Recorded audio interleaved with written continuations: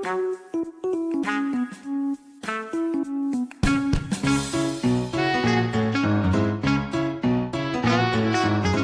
suis le docteur Cyril Fischoff, chiropracteur, spécialiste en échographie musculo-squelettique, exerçant à l'île Maurice. Je vous invite à écouter un nouvel épisode du podcast Vertèbre & Co, chaque premier et troisième lundi du mois. Ce podcast est consacré à l'univers de la médecine musculo-squelettique. Au travers de petites histoires cliniques issues de nos consultations, des dernières données scientifiques ou encore d'interviews de différents spécialistes, nous abordons divers thèmes, que ce soit le diagnostic des troubles musculo-squelettiques, les mécanismes de leur genèse, les moyens de prévention ou encore les traitements des plus classiques aux plus avant-gardistes.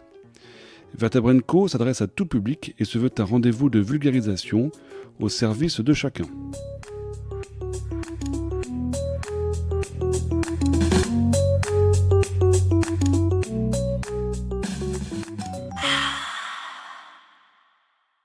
Bonjour à tous, aujourd'hui nous recevons le docteur Achard Pierbucks, médecin spécialisé en médecine interne, pour aborder une pathologie connue de ceux qui en souffrent et très peu connue des autres, qu'on appelle la fibromyalgie. Docteur Pierbucks, bonjour. Bonjour, docteur Fischoff. Alors la fibromyalgie, de quoi parle-t-on en quelques mots? Alors, la fibromyalgie est une maladie très commune, malheureusement. Mais c'est une maladie aussi très peu reconnue. Quand un patient, je besoin d'une douleur entière du corps et pas juste douleur dans le corps, mais aussi les autres systèmes comme le système digestif, les problèmes respiratoires, les autres problèmes urinaires et tout ça. Alors, c'est un problème très commun qui malheureusement donne aux patients beaucoup de douleur, cause beaucoup de détresse.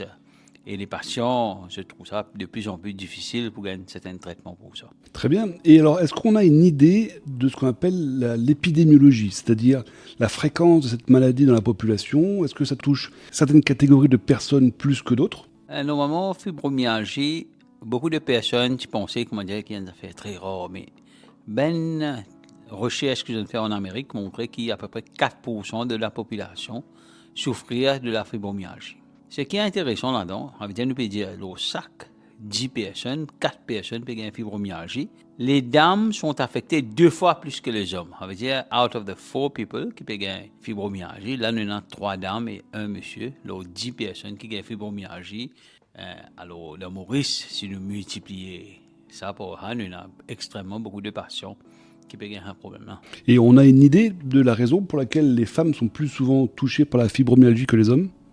Alors, on fait une recherche là, mais rien n'est concluant. Mais je postule ce qu'on appelle une hypothèse. OK? Alors, les hypothèses qui peut dire, c'est-à-dire comme ça qu'il y a un débalancement de la sérotonine qui est beaucoup plus dans la dame que les hommes. Alors, nous connaissons ici, pas une recherche qui fait dans mental health, dans un patient qui a une dépression, tout ça, c'est plus commun dans la dame que l'homme. Les migraines sont plus communes dans les dames que les hommes. Et dans sa façon-là, ici, peut-être la fibromyalgie est plus commune que les hommes. Deuxième affaire qui va causer, c'est pain signal, ça veut dire façon qui nous l'écho, les process la douleur, les pas pareil. Hein? Entre les hommes et les femmes, les pas pareil. Et il y a une difficulté, madame, il y a une tendance qui est plus ça douleur là que les hommes. Et nous avons aussi remarqué que la fibromyalgie, les symptômes sont plus communs quand les femmes, je peux dire, cette période. Alors, il y a un système hormonal qui peut affecter cette maladie-là aussi. Alors, c'est vrai que lorsqu'on pense, en tout cas lorsqu'on parle et qu'on évoque la fibromyalgie, on pense surtout au système musculo-squelettique. En tout cas, nous, en tant que chiropracteurs, c'est ce qu'on voit de manière régulière. Mais il semblerait qu'il y a d'autres sphères de la personne qui sont atteintes. Tout à l'heure, vous parliez de problèmes au niveau intestinaux. Donc, il y a d'autres sphères. Quelles sont les sphères qui sont atteintes? Et là aussi, est-ce qu'on a une explication à ça? Alors, la fibromyalgie, c'est une maladie systémique.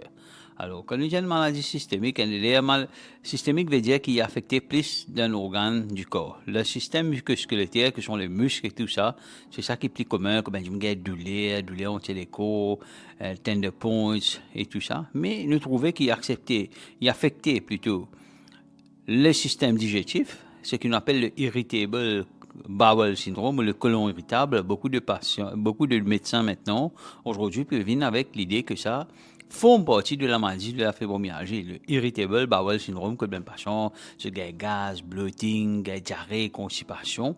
Alors, je dis ça, ils font partie de cette maladie-là. Deuxième affaire qui m'a trouvé très commun dans la pratique, c'est une patient se fait de tension headache. Alors, tension headache, c'est quoi? Ben, maux de tête qui est récurrent, qui vraiment affecté ce même patient-là. Et nous trouvons que ce même patient fibromyalgie aussi souffert de tension headache. Et ça y affecte terriblement. Hein? En sus de ça, nous avons aussi le système urologique qui est souvent des fois affecté. Alors, les personnes, ça coûte de personnes dans le pipi et je fais plusieurs tests au niveau urologique et tout ça, mais rien n'est trouvé. Hein? Et les personnes continuent de souffrir. Alors, tout ça là, il faut une partie, c'est ce qu'on appelle ça fibromyalgia syndrome, là, qui peut affecter pas juste au muscle, qui peut affecter au système digestif, urologique, psychologique, neurologique, et aussi un délai encore, il y a beaucoup de personnes qui ont recurrent chest pain, hein. Ils ont besoin d'un cardiologue, les cardiologues ont fait des tests, rien n'est trouvé, toujours malade, hein, toujours chest pain. Et donc c'est en fait un syndrome qui est essentiellement douloureux, hein, si on comprend bien. Oui, c'est ça. Et ces douleurs qui sont générées dans les syndromes fibromyalgiques, est-ce qu'elles peuvent conduire à des handicaps, à des incapacités? Ouais, malheureusement, c'est ça. Hein. Alors, normalement, dans la médecine, c'est general principle, hein, tout ce qui nous traite patient dans un seul objectif, hein, c'est améliorer la qualité de vie.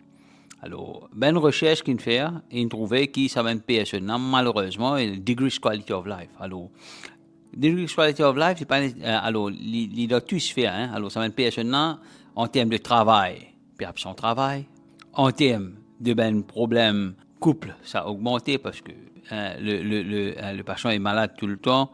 Le patient n'a pas qu'à enjoy ce qui tout le monde est en train de s'amuser, il n'est pas capable d'aller à une fête, le tête fait mal, il n'est pas capable de faire l'exercice, il ne peut pas faire une randonnée, tout ça, ces affaires-là. Alors, ça a affecté notre qualité de vie.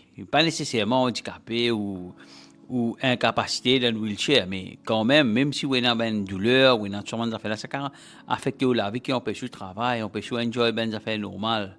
Et ça, c'est pourquoi on doit traiter ces patients pour améliorer cette qualité de vie. C'est ça, donc il y a des répercussions sociales ouais. en rapport avec cette maladie. Et alors, donc, c'est une maladie qui touche plusieurs systèmes, qui est donc essentiellement des symptômes qui sont douloureux. Et la question qu'on se pose, que ce soit au niveau des patients, que ce soit au niveau des praticiens, c'est est-ce qu'on a observé des lésions par rapport à cette maladie, au niveau des tissus? Alors, ce qu'on nous cause lésions, c'est, comment dire, on peut faire un test avec un patient. Et le test est abnormal. C'est ça qui est une définition un peu de ce qu'on appelle une lésion. Alors, la fibromyalgie, le diagnostic de fibromyalgie, c'est seulement fait ce qu'on appelle un diagnosis of exclusion dans la médecine. Exclusion veut dire quoi? Ça veut dire qu'il n'y a pas d'autres maladies. Alors, par la définition elle-même, nous trouvons que la fibromyalgie, pas pour aucune lésion qui nous peut détecter. Hein? Les temps de faire ben test, ben scan, ben blood test, il n'y a rien à trouver. C'est comme ça même qu'on fait le diagnostic de la fibromyalgie. C'est un diagnostic clinique. Alors, c'est fait par le médecin, basé sur ben données scientifiques qu'il n'y a aucune autre maladie dans ce problème. Et alors, donc c'est ça, en fait, souvent qui crée des fois des confusions à la fois chez les patients et chez les médecins, les praticiens, c'est l'absence de lésions. Mais alors, quelles sont les hypothèses? Comment on peut expliquer l'apparition de ces douleurs? Quelles sont ce qu'on appelle les hypothèses étiologiques? Alors, comment nous expliquer qui fait ça douleur là? Alors, il y a une hypothèse qui dit comme ça, c'est un différent pain parfait. Ça veut dire la façon que je peux percevoir pain ou la douleur. Il y a une autre façon de la patient là que c'est un débalancement numéro 1 au niveau des nerfs, je tenais à les plus sensibles à la douleur. Deuxième affaire, ben là, il y a un changement au niveau, comment dire, ce qu'on appelle sérotonine. Il y a plusieurs ce qu'on appelle neurotransmetteurs, hein, dans les coins du monde. Neurotransmetteurs, c'est pas ça même qui nous sentit la douleur. Alors, c'est pas dans l'optique de notre talk aujourd'hui, pour nous rentrer en détail dans ces affaires-là. Mais c'est un changement dans ces affaires-là qui donne ça même patient, alors je ressens la douleur plus. Et la même patient qui a ces façons qui, comment dire, qui est hormonale, ou bien la façon qui je peux gagner un problème, je tenais informé et tout ça, qui donne plus à cette douleur. Alors, les temps nous get, comment dire, what are the causes? Quelles sont les causes de la fibromyalgie? Nous avons un peu plus l'idée pourquoi ça mène pas changement. Nous trouvons qu'il y a un changement et une prédisposition génétique. Le génétique, nous pouvons dire quoi? Alors, si vous avez une famille qui a une fibromyalgie, first degree, hein, ou si vous avez une fibromyalgie, vous avez plus de chance. Alors, définitivement, ça prouve qu'il y a some forme de neurotransmetteur ou de changement au niveau génétique qui fait nous gagner plus de chance de gagner sa maladie. Deuxièmement, étiologie, ben, ça cause beaucoup de changements au niveau stress, ok? Alors, ben, patient qui est plus stressé, c'est de gagner fibromyalgie beaucoup plus. Et ça, c'est well established. Hein? Le stress, c'est une plus grande cause de la fibromyalgie. Alors, le stress, est causé par deux choses. Génétiquement, parce qu'il y a une build-up comme ça, ben, neurotransmetteurs et tout ça. Et deuxièmement, c'est environmental. Ça veut dire qu'il y a autour, une prédisposition génétique pour gagner le stress. Deuxièmement, ça qui peut passer autour de vous, le travail est difficile, ou un problème familial, problème à la maison, un problème au travail, le chemin d'affaires là. Très bien. Et alors, tout à l'heure, vous avez bien insisté sur ce point, à savoir que, vu qu'il y avait une absence de lésion, on n'avait pas de test qui permettait de venir identifier une pathologie particulière. Et donc, tout reposait sur un diagnostic dit d'exclusion, comme vous l'avez bien expliqué tout à l'heure. Et alors, dans ce diagnostic d'exclusion, je pense que c'est probablement là où on a l'intérêt d'aller voir un médecin rhumatologue ou un médecin spécialisé en médecine interne comme vous. Il y a probablement des maladies de type, je pense, inflammatoire ou viral qui peuvent expliquer les symptômes de cette manière-là. Est-ce que vous avez d'autres diagnostics d'exclusion que vous pourriez évoquer? Alors, l'autre, c'est une maladie, c'est qu'on appelle une maladie virale et tout ça qui donne fibromyalgie. Mais oui, c'est vrai ça. Hein? Alors, on terme une maladie qui capable de nous avoir un symptôme de fibromyalgie. Nous trouvons qu'il y a beaucoup de... Quand nous sommes arrivés avec un patient COVID et tout ça, nous trouvons que le fibromyalgie, ça fait infectious, qui fait plus beaucoup de fibromyalgie. Alors, nous trouvons que le patient de COVID, ça est beaucoup plus commun que patient qui n'a pas de COVID. Alors, il y a un mécanisme qui déclenche cette douleur-là avec des autres gens, avec ben dimule et tout ça. Et c'est vrai que ces douleurs qui sont donc qui touchent plusieurs systèmes et plusieurs zones au niveau du corps peuvent faire évoquer la possibilité d'une maladie rhumatologique ou une maladie inflammatoire. Oui, bien sûr. Alors, c'est à cause de ça qu'il est très important de ne pas être tout le monde qui vient nous dire ouais, on a fibromyalgie. Non. Alors, il est important là que nous considérions quels sont les différentiels, diagnostics différentiels.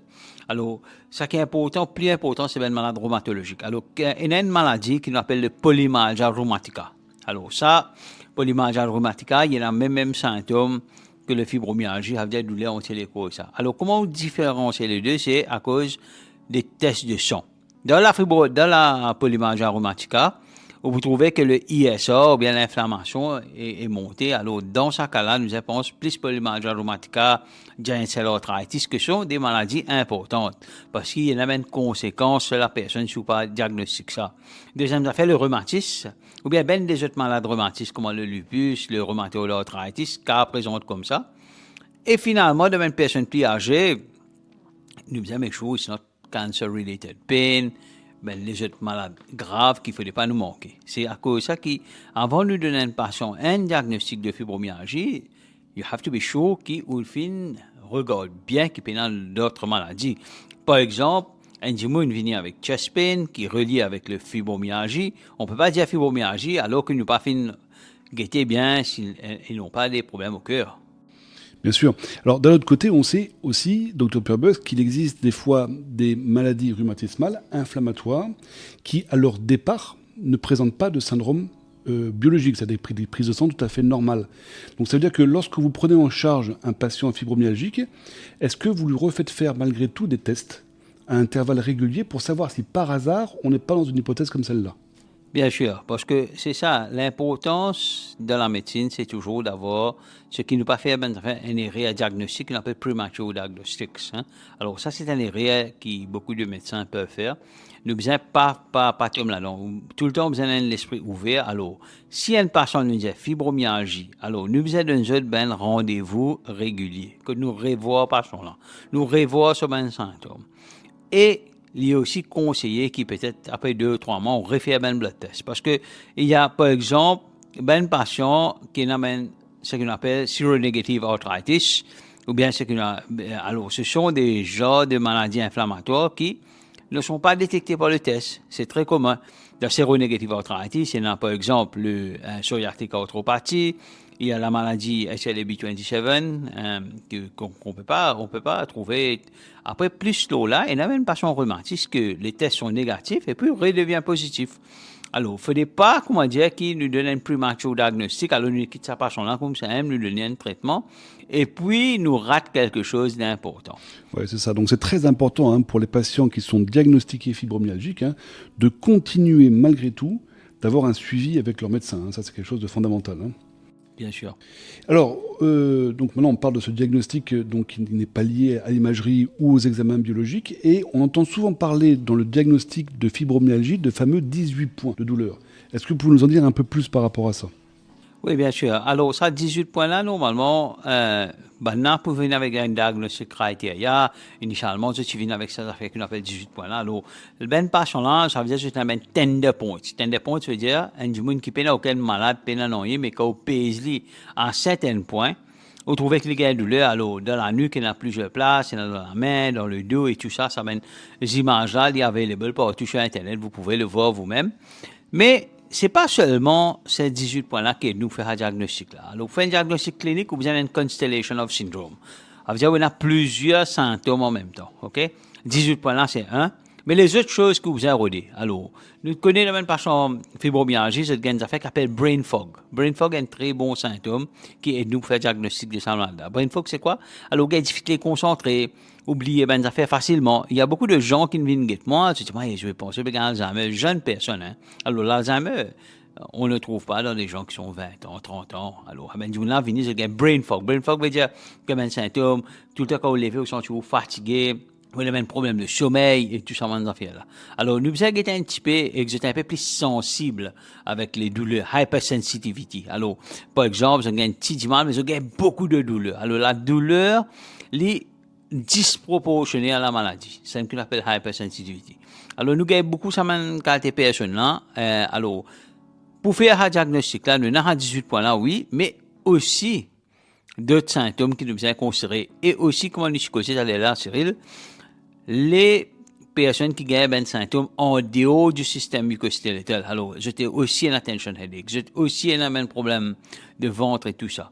Alors, dans cette façon-là, après que nous make sure que le personne n'a pas d'autres maladies, nous fait le diagnostic de fibromyalgie et puis on essaie de les traiter. Eh bien, très bien. Ben voilà. Donc justement, maintenant, on va parler des solutions après avoir présenté la fibromyalgie.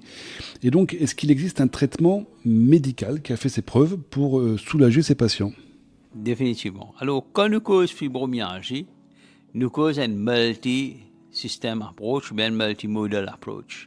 C'est ce qu'on appelle le biopsychosocial model.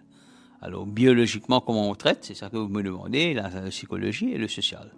Alors, toute une maladie comme la fibromyalgie qui partie médicale, partie psychologique, on doit traiter le patient dans cet modèle. Alors, biologiquement, qui ben médecine, nous connaissons que le FDA, ce qui est en Amérique, Food and Drug Administration, il y a des trois médecines qui sont recommandées pour la fibromyalgie. Alors, ben médecine, nous proposons ben médecine qui est plutôt available à l'île Maurice. Alors, premièrement, il y a un antidépresseur qu'on appelle duloxétine. Alors, ça traitement est un traitement approuvé pour la fibromyalgie.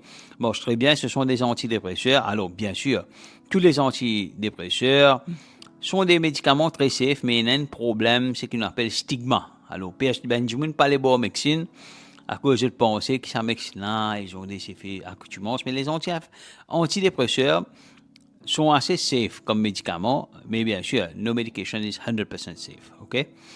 Il y a d'autres groupes de médicaments qui marchent très bien, ce qu'on appelle anti-épileptiques. Il y a deux médicaments qui sont particulièrement useful, ce qui m'ont trouvé dans la pratique, il y a ce qu'on appelle le prégabalin et ce qu'on appelle le gabapentine. Malheureusement, ça met le médicament marche extra bien, however, l'accoutumance, ça c'est un gros problème. L'accoutumance veut dire, patient, si pas gagné ça met médecine là, jusqu'au moment de withdrawal, c'est ce qu'on appelle addict avec le médicament, hein. Alors, quand on prescrit ça met un médicament anti-épileptique, je sais comment le prégabalin et tout ça, on doit être un peu plus vigile. De bien guetter combien de temps nous besoin un patient un traitement là, comment nous pouvons win off treatment ou comment nous augmente la dose et tout ça, parce que malheureusement, moi, je trouve beaucoup de patients fibromyalgie qui sont maintenant accros, hein, avec le prégabalin et tout ça. Alors, qui ben les autres traitements en cours, nous, en termes de médicaments, le vitamine D marche très bien, ça coûte rien. Nous connaissons qu'à Maurice, malheureusement, nous avons beaucoup de patients qui ont une déficience de vitamine D, et la déficience de la vitamine D, ça fait le fibromyalgie pire. Et aussi, c'est pas bon le manque de vitamine D, c'est pas bon pour l'immune système, malade de cœur, un tel problème neurologique. Et les anti-inflammatoires, bien sûr, anti-inflammatoires, ça peut causer d'autres problèmes, on peut s'en servir de temps en temps.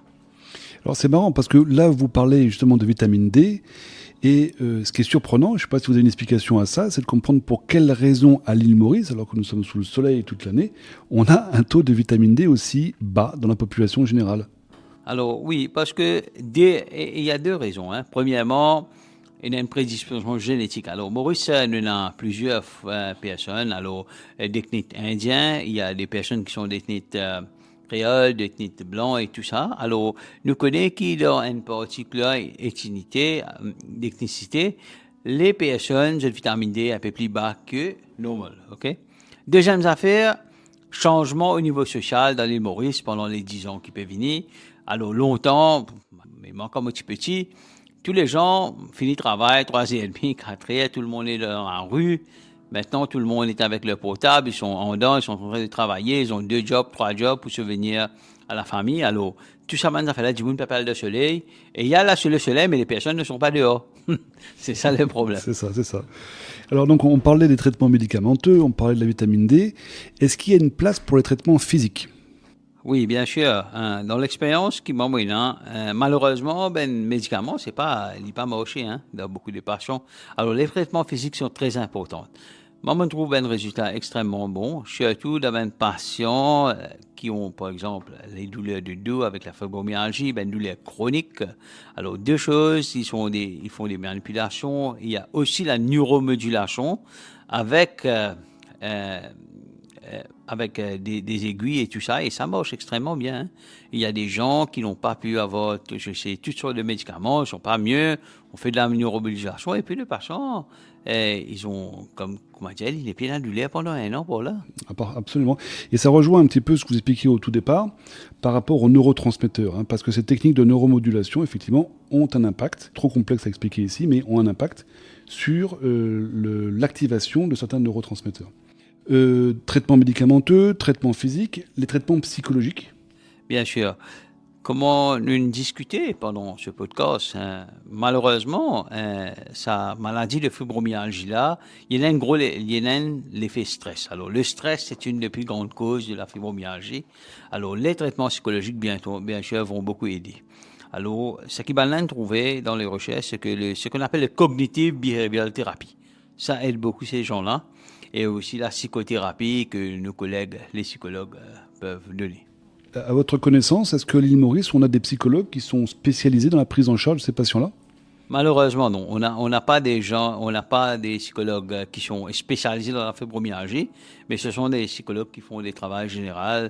Mais il y a des psychologues qui sont plutôt, ils ont ce qu'on appelle special interest dans la cognitive behavioral therapy.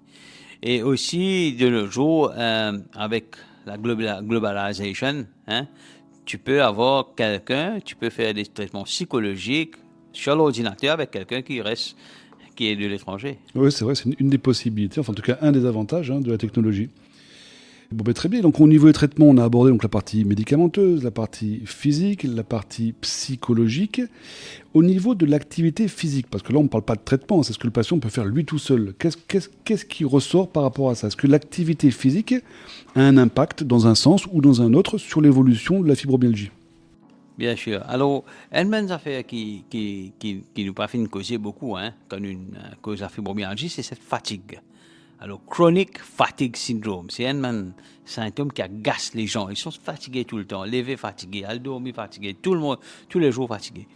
Et nous connaissons par une recherche que le traitement qui tire sa fatigue-là, c'est Graded Exercise Program.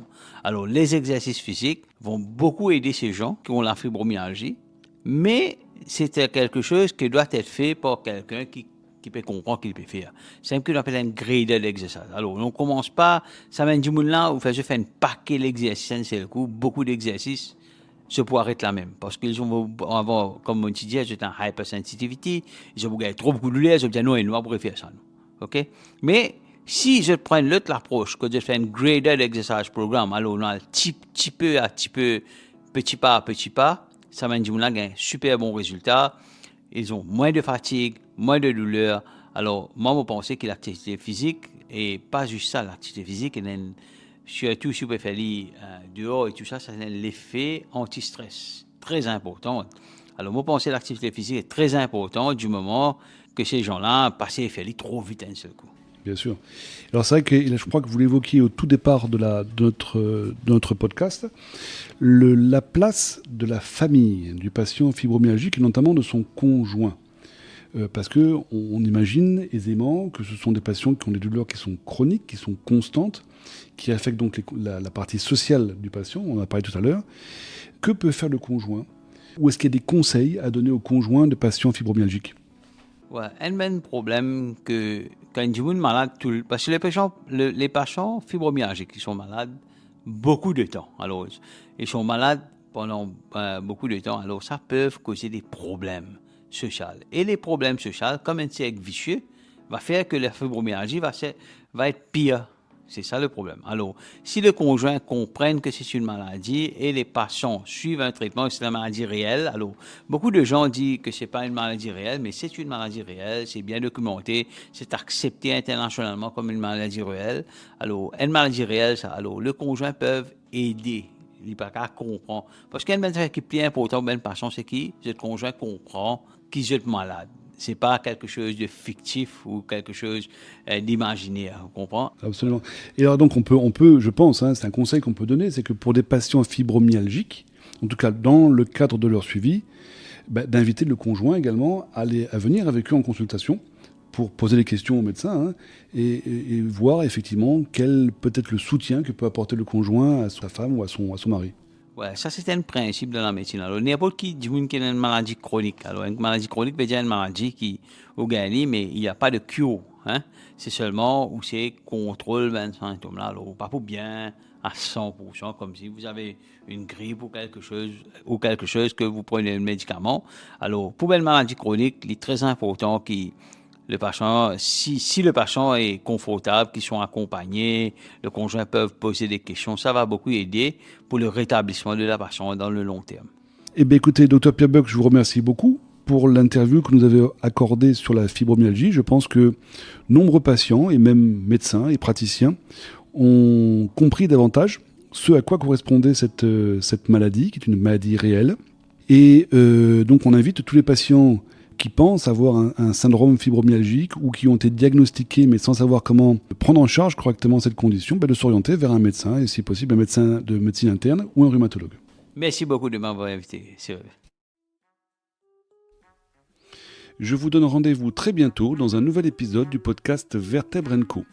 En attendant, portez-vous bien, restez actifs et si vous avez des questions ou des idées de thèmes que vous souhaitez que nous abordions, n'hésitez pas à me contacter sur la page du podcast vertebrenco.com.